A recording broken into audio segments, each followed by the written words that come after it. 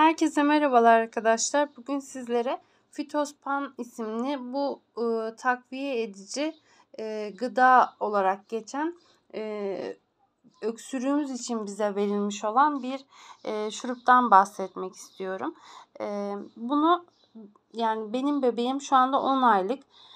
Bebeğim için doktorumuz önerdi, çocuk doktorumuz, ama bunu aynı zamanda büyükler, çocuklar da kullanabiliyor ve içerisinde neyi ne kadar kullanmanız gerektiğine dair bilgilendirici prospektüs tarzında bir şey de çıkıyor arkadaşlar.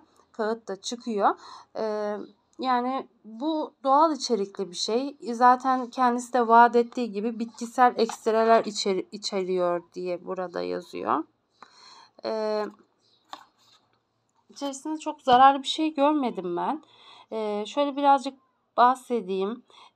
Meyan kökü ekstresi varmış içerisinde. Fesleğen ekstresi, galanya ekstresi, zerdeçal ekstresi, darifülfül ekstresi, tıbbi nane ekstresi, zencefil, üzüm, zalumba kökü, karabiber ekstresi şeklinde gidiyor ve bunlar aynı zamanda şu içerisinden çıkan dediğim gibi prospektüse benzer kağıtta burada neyin ne kadar olduğu da yazmışlar miligram ölçüsüyle.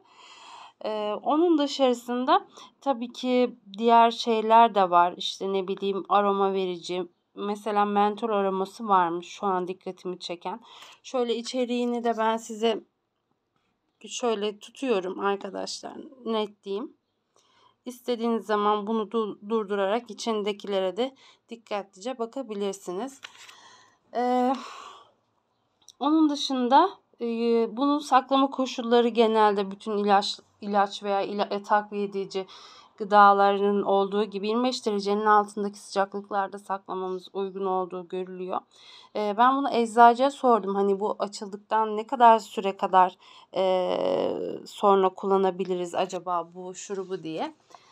6 ay falan hani açıldıktan sonra kullanabilirsiniz. Sadece serin ve kuru bir yerde saklamanız yeterli olur dedi eczacı. Bilmiyorum, yeni dediğim gibi bunu temin ettik. Az bir şey bebeğimde denedim.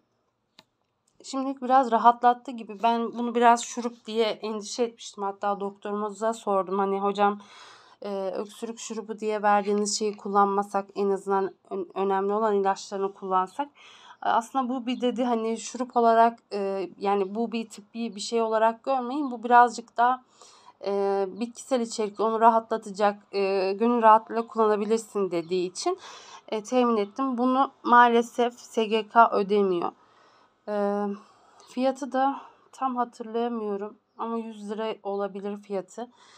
Yani şu anda böyle ama tabii bu videoyu yüklediğim tarihle sizin izlediğiniz tarih farklı olabilir. O yüzden yani yine de hazırlıklı gitmek lazım eczaneye. Bir anda biliyorsunuz çok böyle artışlar olabiliyor. Onun dışında şöyle içerisinden bir ölçek çıkıyor. Böyle. Ve ben size birazcık da kokusunun neye benzediğini, daha çok böyle bal kokusu, nane ve bal kokusu arkadaşlar baskın gibi geldi bana. Ve yani mentol öyle söyleyeyim.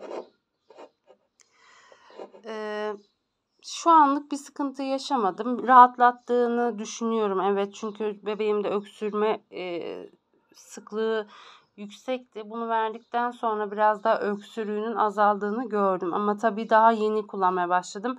Uzun vadede nasıl olur bilmiyorum. Bunu zaten uzun sürede kullanmayacağız. Maksimum doktorumuz kağıda yazmıştı. Sanırım 6 gün kadar kullanacağız bunu. Mutlaka sizler de kullanmak isterseniz tabii ki doktorunuza danışın. Doktorunuza danışmadan kesinlikle hiçbir şey kullanmayın. Çünkü her bebek veya her çocuk veya her yetişkin hepimizin bünyesi farklı. Yine de aklınızda bulunabilecek bitkisel içerikli en azından içerisinde faydalı şeylerin de olduğu bir gıda, takviye edici gıda. Aklınızda bulunsun arkadaşlar. Beni izlediğiniz için çok teşekkür ederim. Kanalımıza abone olmayı ve videomuzu beğenmeyi unutmayın. Hoşça kalın.